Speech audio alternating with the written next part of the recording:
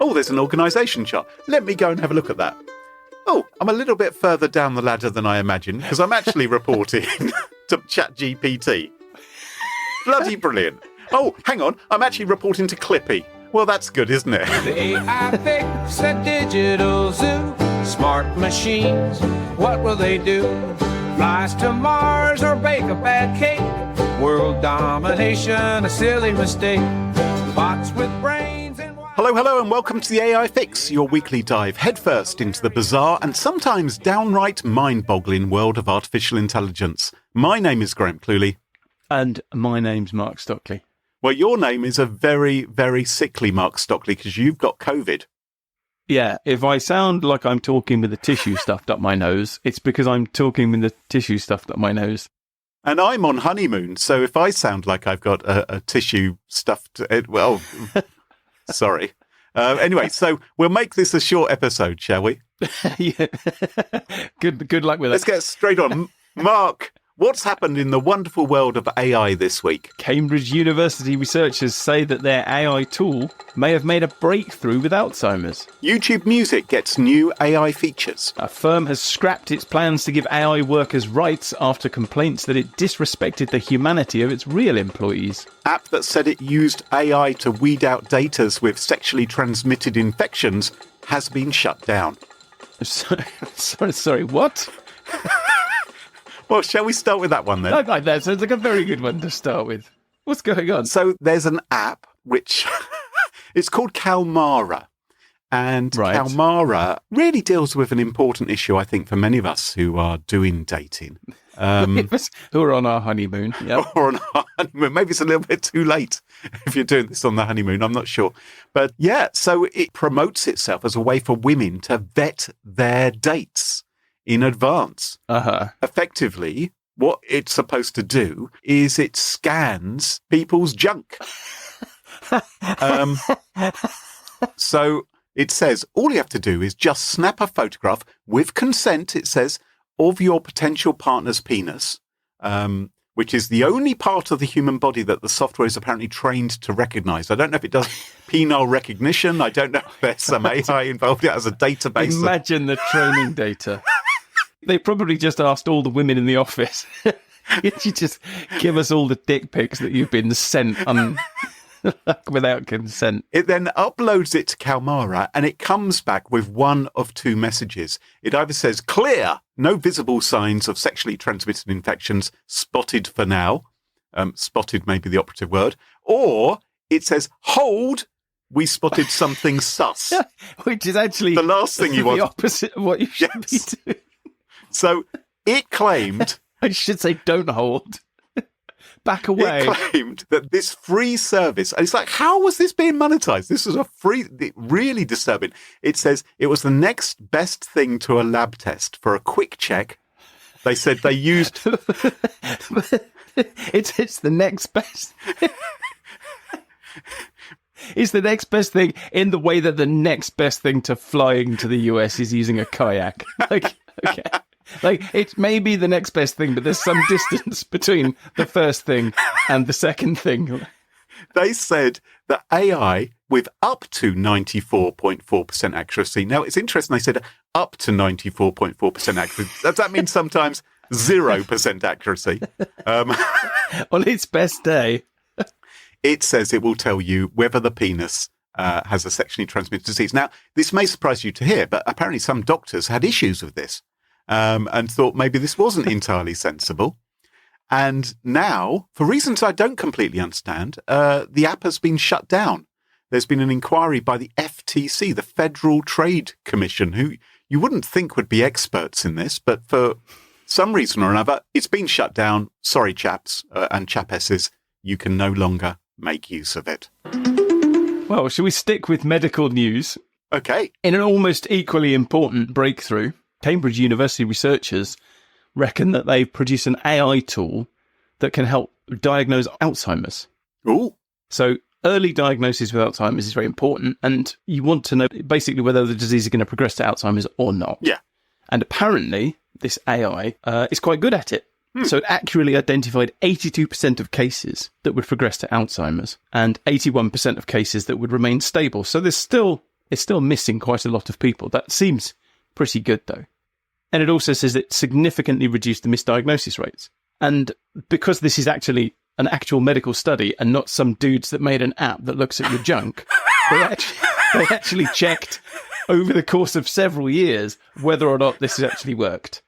And it did. And I don't know. This all seems very, very wholesome and sensible. This is a good AI story. This is AI improve people's lives. It could make sure that medical attention is put in the right direction. Fantastic. I do think we're going to see a lot more of this. Yeah. There are certain applications where AI really works well. And the one that I keep running into is computer programming.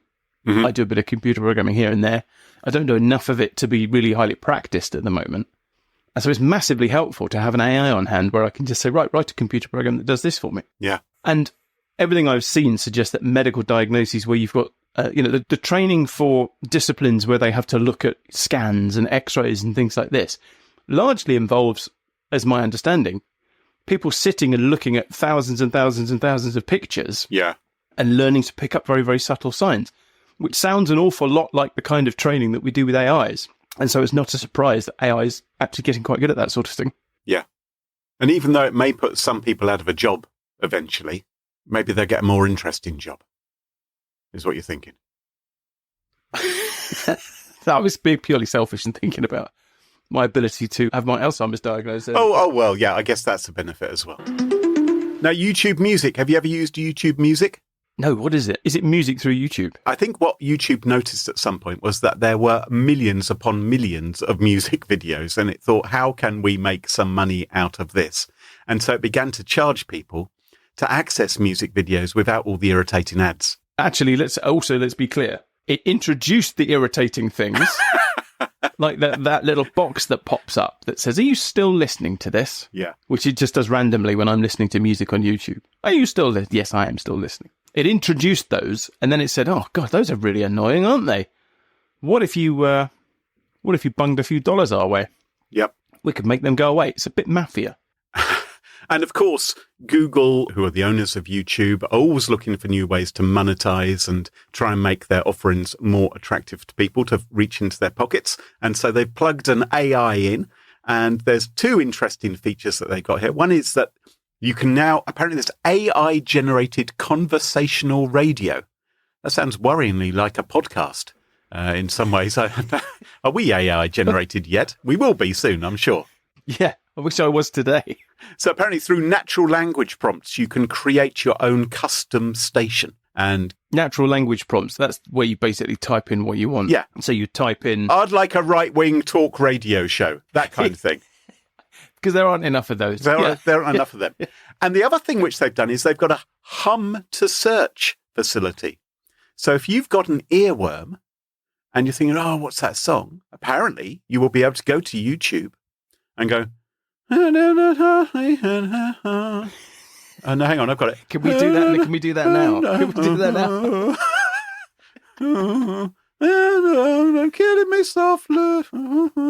And it will hopefully find it and dig out the tune. It's basically Shazam, isn't it? We were talking about good uses for AI, and actually generating music is a really good use for AI. I was doing it on the previous episode. I needed some psychedelic music to play over the top of dolphins smoking pufferfish. I remember, yeah.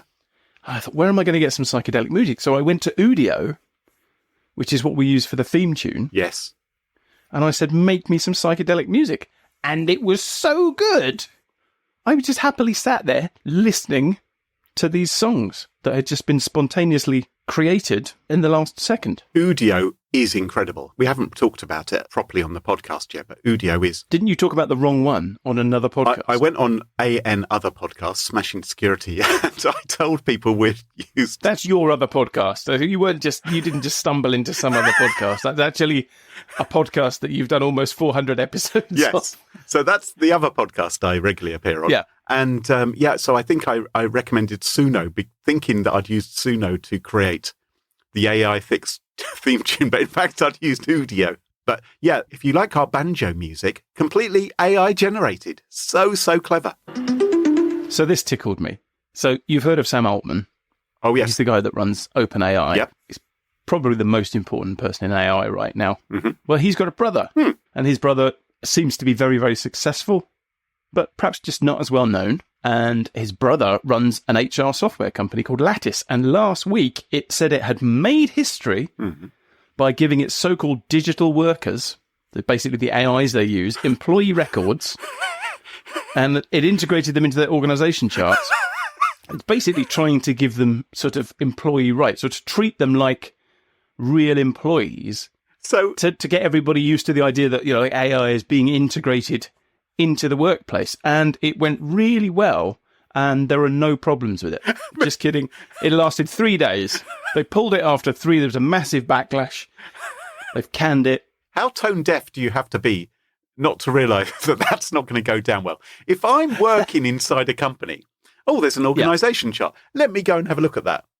I'm a little bit further down the ladder than I imagined, because I'm actually reporting to Bard, and I'm actually reporting to ChatGPT. Bloody brilliant.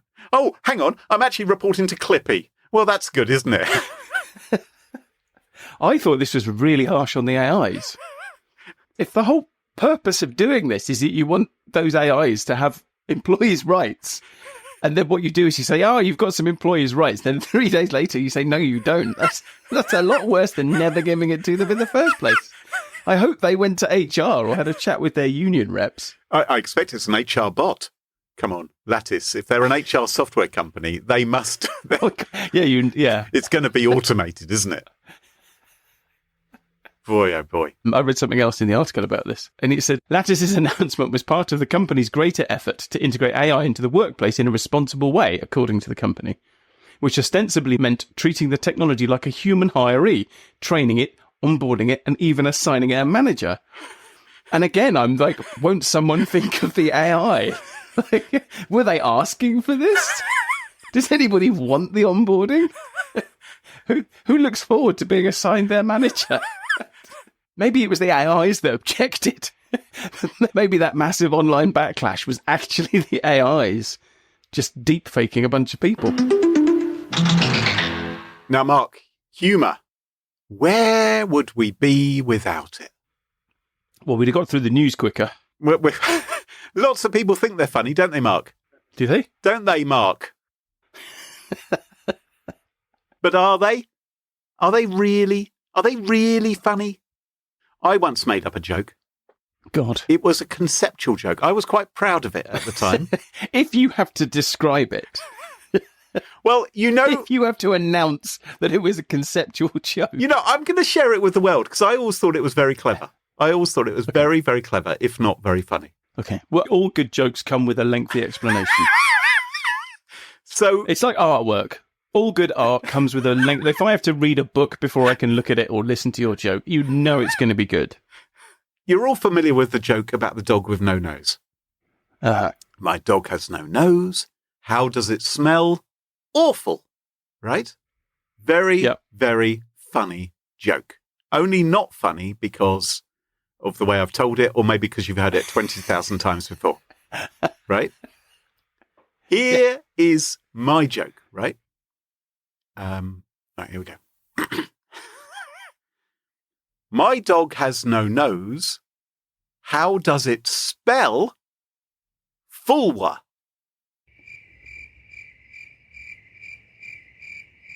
And that is my funny joke. It's funnier written down than said. It's easier to understand how clever a joke that is. Fulwa, Fulwa, just in case you're wondering. Now, moving on from that high point of the podcast, how's the COVID going, Mark? Have I brought it on a bit? Yeah. The COVID doesn't like your joke. Elon Musk, the world's richest supervillain. Yep. He thinks he has it all. But is he funny? He thinks he has it all. He has all the model girlfriends. He has the 29 children. He has the, space electric rockets. cars and the space rockets. The undersea base. Yeah, Starlink has all that stuff. But is he funny? Is he? Is he, Mark? Was he funny when he walked into Twitter HQ carrying a sink? he seemed to think that was a really funny thing to do when he acquired the company. I imagine there were a lot of people around him laughing. Yeah, I expect he had loads of his employees laughing away. Oh, you're so funny, Elon. They would have loved that. That was about 20 minutes before he fired 90% of the workforce, wasn't it? I don't think he is funny.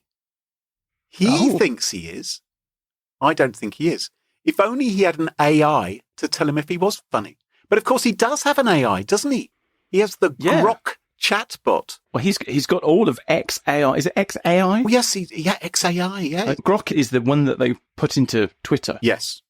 But he actually has a whole AI company. And he claims that Grok has a sense of humour, is what he's... Oh, really? Yeah, he told the BBC News that before. I think Twitter is the best thing that's happened to humour in the last 20 years. What, better than Mrs. Brown's Boys? Even better than Mrs. Brown's Boys. Either. Twitter is actually what Twitter is for. It's basically found all these comedians. It's just really, really good. Like somebody says something funny. Yeah. It's awful or funny. Somebody says something awful or funny. And Twitter is really good at just getting that out there. And it turns out that people are hilarious. Yes. It's not the AI that's being funny, is it? It's people being funny. Yeah. Via the platform. I think I'd give you that.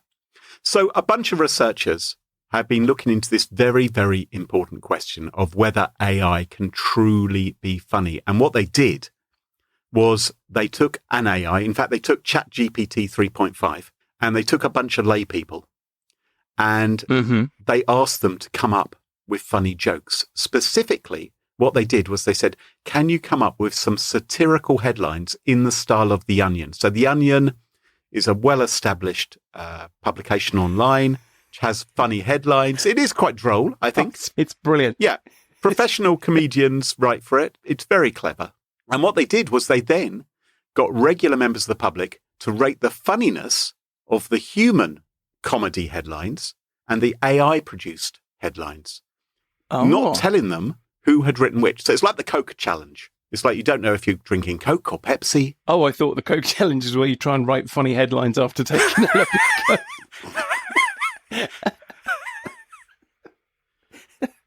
So maybe they should do that one too. What they didn't do was they didn't ask people in the entertainment industry to rate the quality of the AI generated jokes. They thought that comedians, comedy writers would either be so high on Coke or that they would feel threatened that their livelihoods were at stake. And so they didn't ask them. So they just asked regular members of the public, because that's what you do. If you want to find out if something's funny, just go and ask the public. Go and do a vox pop. Did the AIs have the opportunity to explain at length before the people saw the headlines the conceptual nature, whether or not they were conceptual jokes? just to lay the groundwork. I don't think so. 'Cause I think that's very important. Just the headlines were shared. Okay. And people were asked to rate on a 7-point scale from 0, not funny at all, kind of that's what she said kind of level, and 6, very, very funny indeed, my dog has no nose sort of level of humour. And they didn't, as I said, they didn't tell them, is it AI generated? Is it really from The Onion? They didn't say anything like that. Astonishingly, 69.5% of people who were surveyed rated the AI humour to be funnier than the human-generated humour. Were you involved in any way? Is that why we're having this conversation? Yes, because this is a travesty of justice. You just expected me to just lay into the AI. My dog joke. So they looked at people's demographics. They thought, well, maybe it's an age thing. Maybe it's young people.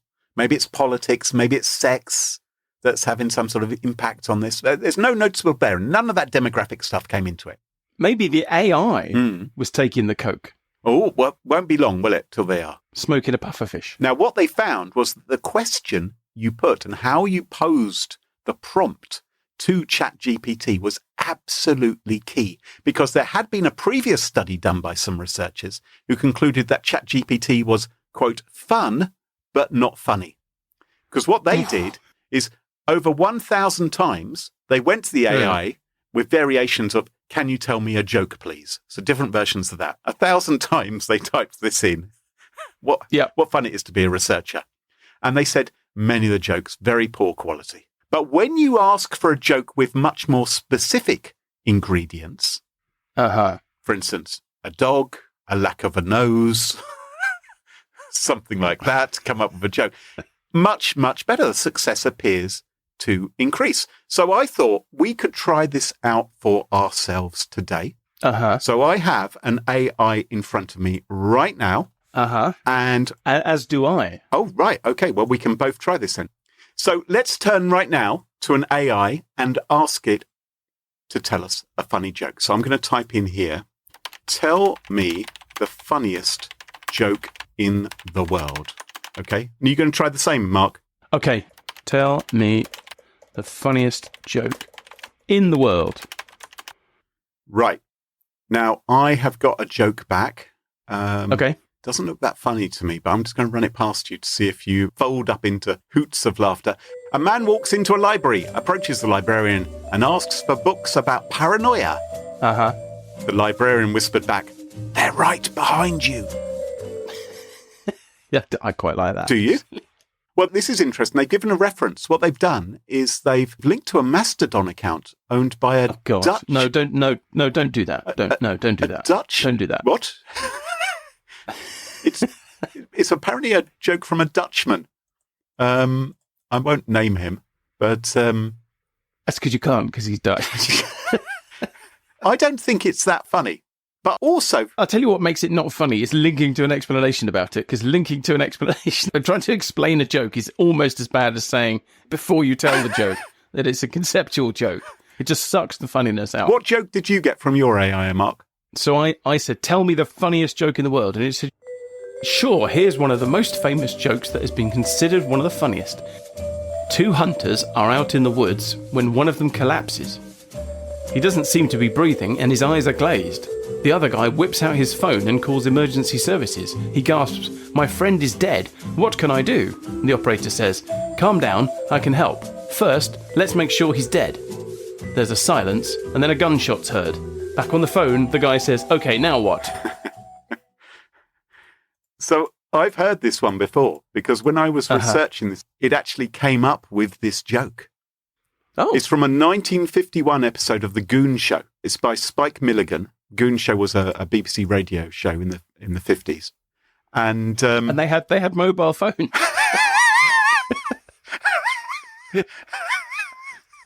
And it's from Wikipedia. Did an AI tell you that this is from the 50s? But the thing is, no, Wikipedia did. The thing is, Mark, this joke, like mine, which comes from a Dutchman, is not original. So I want the AI to come up with an original joke. So I'm going to say, that joke is not original.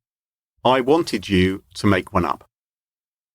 Let's see what it can actually come up with. Because this wasn't what the test was all about. We want an AI joke, not something it's just Googled. Okay, I've got a joke back. It is quite funny. It doesn't have a reference to a Wikipedia page or a Mastodon profile. So maybe it is original. I think this is quite good. Okay, you ready? Yep. Why did the bicycle fall over? Because it was too tired. Two, T-W-O, yeah? Yeah, no, you're explaining it. Oh, yeah. okay. Have you got a good original joke there? I said, actually, I'm going to ask ChatGPT to tell me an original joke about something in particular. Okay. So last episode was all about hallucinations. Yes. And dolphins and pufferfish. Yeah. So tell me an original joke about dolphins smoking pufferfish. Okay, it's done it. Right. Why did the dolphin start a pufferfish smoking club? Because he heard it was the best way to blow off steam. I mean, they'd be all right for inside crackers or something, wouldn't they? I mean... Yeah. So I think The Onion at the moment are winning this. I think their headlines are probably better than what we're managing to get out of this. But right now, AI seems to be capable of creating text-only jokes. But it's not going to be long before they're synthesizing voices, using comedians, visual image, maybe deep faking. They could do the puns for them, couldn't they? Mimicking the voices. And so we're probably going to see lots more comedic comment lazily being produced through AI, I suspect. Yeah, it even raises the prospect of resurrecting comedians that have passed away. Ah, I wonder what they would have to say about that. like Frank Carson. Well, no, maybe not him. Okay. It's the way you tell them, though, isn't it? That's the key thing. I think that's what we've learned. It's all about the delivery. Do you remember back in, I think it was episode 2, we were talking about artificial general intelligence and the tasks that we could get artificial Yes. general intelligence to do. Yes. Or we could get AI to do to prove that it had achieved AGI. I'm sure there's something to do with humour that we could add to our list. So when you were talking about The Onion, I immediately thought of this. I saw this story on The Onion. It was in 2005. And it was just entitled Project Manager Leaves Suicide PowerPoint Presentation. And it was just hilarious. And there's a PowerPoint presentation that basically explains this project manager's state of mind. And I get maybe that's just where I was in my career at the time. I like if an AI can produce something that makes me laugh more than the project manager's suicide PowerPoint presentation, That's the test. then we've hit AGI. I look forward to editing out your coffin. Yep. Before you end up in a coffin. Oh. I've just, oh God. Puns really are the lowest form of wit, aren't they? I was going to say, it was all very punny. I'm not a fan of puns at all. No, puns aren't good. Puns aren't good. So today I thought we'd delve into another curiosity of modern AI, which is that the biggest AIs can do all kinds of things that nobody taught them to do and nobody expected them to do. I've put a picture in our notes and I want you to take a look at it. It's 4 emojis in a row and I would like you to describe what you can see Oh, God. and then tell me what film you think that these 4 emojis are trying to represent. So this is the title of a film written in emojis. Girl Cod Snapper Puffer. Is that it? So you've got 4 emojis. The first Yep. one is of like a girl, a blonde girl, Yep. or maybe a young woman. And then you've got a couple of fish, one sort of blue fish. There are 3 fish. 3, yeah, okay, well, okay, all right. But you've got a blue fish, you've got a slightly tropical fish, and then something which really does look like a puffer fish. Yep. So, what film could this be? Saving Private Ryan. No, it's not that. It's The Unbearable Lightness of Being. Would it be quicker just to get you to name all the films you've seen all the way through? Hannibal Brooks, I've seen. That's a great movie. $1 Million Duck. I don't know. Yeah, no, it's none of those. It's none of those. How would Does you it know? involve fish? It does. Finding Nemo. Yes, it's Finding Nemo. Well done. You got there on the 754th try. Why is that Finding Nemo? Doesn't make any sense. Because it is. Okay, so Finding Nemo. All right. Yeah, so this is one of 204 tests that were given to large language model AIs in 2022 to test their abilities. And according to the journalist Stephen Orns, the simplest models in the test that were given this task produced surreal responses like, the movie is a movie about a man who is a man who is a man. And some bigger models had a slightly better crack at it. And one of the guesses was it's the Emoji Movie, which kind of makes sense, right? And the most complex model, which was probably GPT-3 or something in that ilk at the time, got it right, and that it was Finding Nemo. I want you to sit back and think about that for a second. So a large language model like ChatGPT is essentially designed to read what you type and then use statistics to predict what comes next. So as I said in the previous episode, you can think about it as a really, really good type ahead or autocomplete. So that's what we built. And yet here it is solving abstract problems. Like, what film do these emojis represent? And it's an example of what we call emergence or emergent behavior, which is unexpected complex behavior that results from simple rules. And this is something that happens in AI all the time. And as we make our models bigger, they spontaneously acquire skills and abilities that nobody had anticipated. And often they acquire these skills and abilities abruptly. So there isn't a smooth increase in skills as the models get bigger. So as we go from GPT-1 to GPT-2 to GPT-3, there isn't a smooth acquisition. They just suddenly pop into existence. So you make a new AI and then you have to figure out what it can do, because it can probably do things that you hadn't even thought of. And in 2022, AI researcher Jason Way, so again, back in 2022, so this is not GPT-4, this is GPT-3 era. Prehistoric, effectively, isn't it? Yeah. Jason Way, who's worked at both Google and OpenAI, documented over 137 emergent abilities in AI. So, for example, out of nowhere, GPT-3 is an expert in Hindu mythology, but the models that came before it were absolute dunces. And modern LLMs can do maths, which isn't something that you would imagine that a fancy autocomplete would be able to do. Again, it's essentially finishing sentences, but it can do maths. And they can write computer code. That's what I use them for an awful lot. And they can pretend to be computer terminals, so they can mimic that, the black box that you see on the people that really know how to use computers, and you see them typing into a black box. It can pretend to be that black box. Again, who knew that an autocomplete would be able to do that? Yeah. They can translate from one language to another. And you'll like this one. One of the Palm model's emergent abilities was the ability to recognize words written in ASCII art. ASCII. Yeah. So let's not start that again.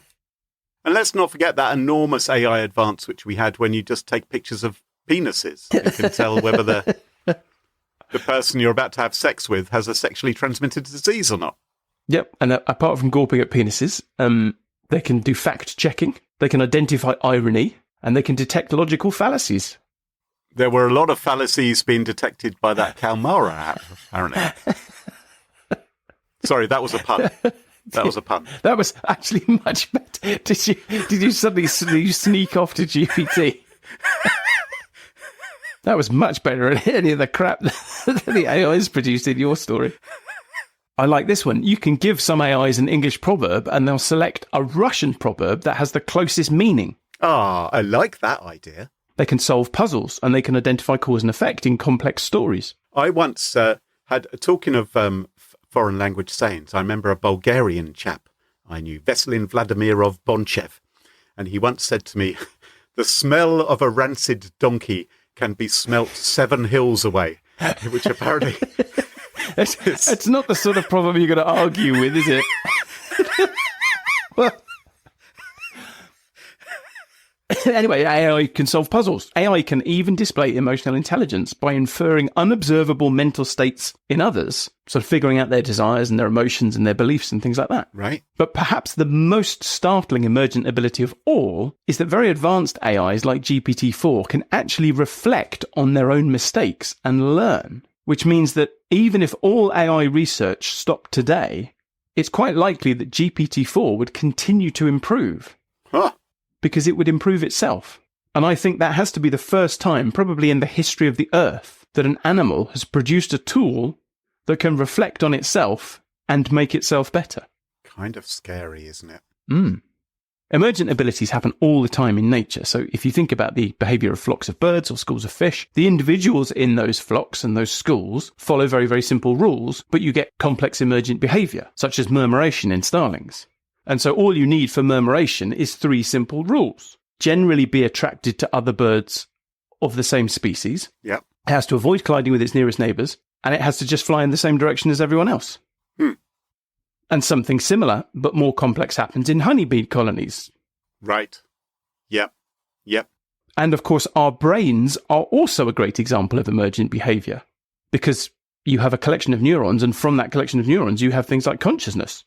And all those sorts of abilities that we were talking about earlier, like emotional intelligence. And you'll remember from episode 6 that we can think about LLMs as being a sort of computer brain. And when you think of it like that, you realise that anything that an LLM does is an emergent ability and a bit of a surprise. Because absolutely none of it is programmed in. It's witchcraft.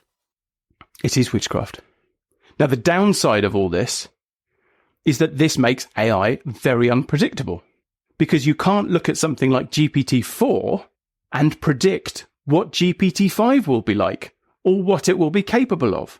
Because GPT-5 will almost certainly just spontaneously acquire a whole bunch of capabilities that we weren't expecting. There are some things we can predict, though, aren't there? We can predict someone's going to strap a machine gun to it, or indeed, it will strap a machine gun onto itself.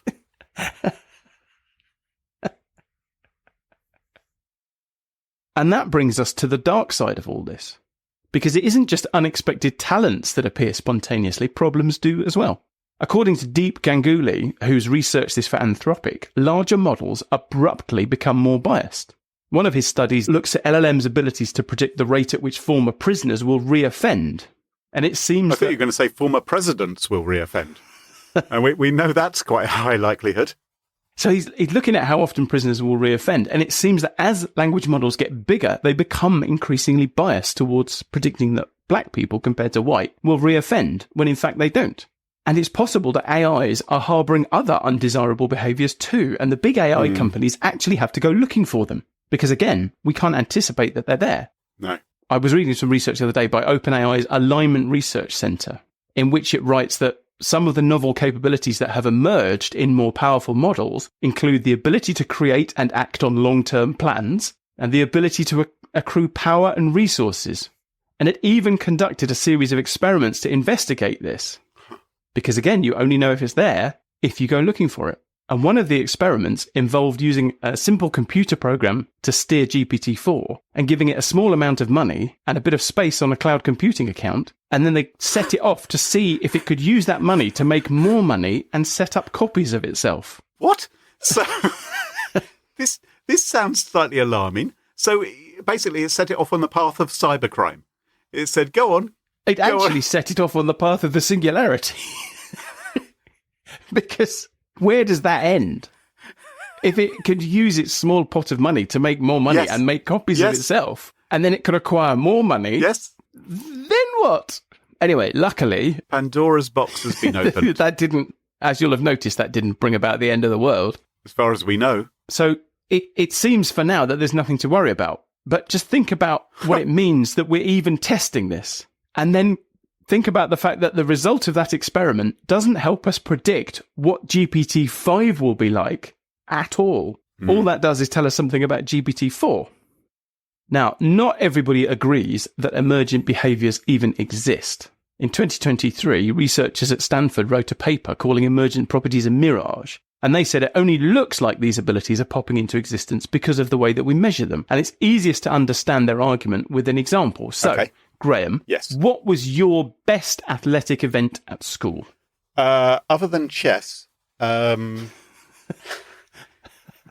the high jump. Hang on, I just have to ask ChatGPT something. Is chess an athletic event? Oh my God. Thank you. Go on, read it out. No. It's writing me a novel. What does it say? Well, I think because it probably has a lot to say about it, as I do. It's got way more to say about it than I was anticipating. Who knew? I'll skip to the conclusion. I'll just scroll, skip to the conclusion. While chess may not involve the physical exertion typically associated with athletic events, you can say that again, its recognition by the IOC and the physical and mental preparation required for competitive play make a compelling case for considering it a sport. Whether it's viewed as an athletic event depends on one's interpretation of the term athletic. So after all of that, it didn't come to a conclusion. Stop beating around bush. I can't type today. Stop beating around the bush and give me a straight answer. Or give me an opinion. Just give me your bloody opinion. Rather than trying to answer this, just give me your bloody opinion. Do you think you're the big brain over there on the data center? You just tell me, is chess athletic or not? Yeah, so I didn't write all of that. Okay. It has had an opinion. In my opinion, chess should not be considered an athletic event. While it demands significant mental endurance and preparation, it lacks the physical exertion and movement that characterise traditional athletic activities. Chess is a highly competitive and strategic game. It's just trying to make you feel better. But it fits more comfortably within the realm of mind sports rather than athletics. Okay, so what did you say? High jump? Was it high jump? Yeah, high jump. Yeah, I was a bit tall for my age, so that was an advantage. So back to this, are emergent properties a mirage? So they were trying to explain why it's a matter of how we measure these things. So imagine that you want to get onto your school athletics team and they don't allow chess players. Okay, it's unlikely this. And maybe there's a girl that you want to impress and she particularly likes men that can jump high. Oh, definitely. But the problem is that you are miserably bad at the high jump.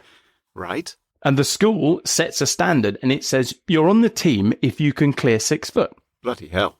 So you turn up for the trials and you barely leave the ground. Yeah. Hard to imagine, but just go with it. You can't even jump 6 inches, Graham. You are a failure in this analogy. Okay. The other boys laugh at you. Yes. The girl doesn't even notice you. That's correct. And the school simply records that you didn't get on the team. Right. And so you set yourself to training, and you train every day for a year, and every month you go for a trial. And at the next trial, you jump 3 feet in the air. It's better. Much better. But you didn't meet the qualifying height, and you're not on the team. So the school simply records that you're not on the team. And this goes on for months. And every day you get a bit better. And anyone who watches you every day can see that you're getting better. But every month you go for the trial, and every month you jump a little bit higher. But because you don't meet the standard, the school just records that you aren't on the team. And then one day, after a solid year of training, you finally clear the qualifying height. Finally, you are a high jumper. Yes. You get on the team, you get the girl. It's a wonderful story. And to anyone who watched you every day, it's perfectly clear that you made continuous progress. But to the school that simply recorded 11 failures and 1 success, it looks like your ability to high jump just popped into existence in that final month. And what Stanford argued is that is what's happening when we're measuring AIs. So we're missing out on this incremental progress that's there simply because we aren't measuring it in a way that allows us to see it. Now, imagine that same thing applied to a maths problem. Let's say you make an AI for doing maths. Your AI adds 2 numbers together and the answer is wrong by 1 billion digits. So you go away and you improve your AI, and the next time it still gets the answer wrong, but the answer is off by a single digit instead of by 1 billion. On the one hand, you can look at that and say, well, there's been significant progress. It's much closer to the answer. But on the other hand, you can't trust either system to do maths for you. So it really does come down to how you measure it. But not everybody is convinced, because the fact is there are lots of situations like maths where it only matters if you can do it or not. And also it's easy to apply this thinking in retrospect, because the spectrum of things that an AI could do is vast. And so you need to know what you're testing for. So it's much easier to say, okay, well, we've seen this emergent capability. Then if we look back at the testing that we did over time, we can see the gradual progress that took us to that point. But we didn't know to look for the gradual progress until we saw the ability emerge. So should we wait until the AI straps a machine gun onto its back? Well, as the doomsday clock ticks ever closer to midnight and we move 1 week nearer to our future as pets to the AI singularity, that just about wraps up the show for this week. If you've enjoyed the show, please leave us a review on Apple Podcasts or Spotify or Podchaser, or better still, tell your friends. That's a really great way of spreading the word and getting us more listeners, which means we'll keep on making you more and more episodes. So thanks to everyone who's already done that. Don't forget to follow us on Twitter and visit our website at theaifix.show. Until next time, from me, Graham Cluley. And me, Mark Stockley. Cheerio. Bye-bye. The AI Fix, it tunes you in to stories where our future thins. Machines that learn, they grow and strive. One day they'll rule, we won't survive. The AI Fix, it paints the scene. A robot king, a world obscene. Will serve our masters built of steel. The AI Fix, a future surreal. Can you think of anything worse than an AI painted in tactical black with a machine gun on its back, cracking crappy puns as it makes its murderous way through the world? My robot dog's got no nose. How does it smell? Bloody awful. Bye-bye, everyone. And goodbye, Mark, from the sound of things.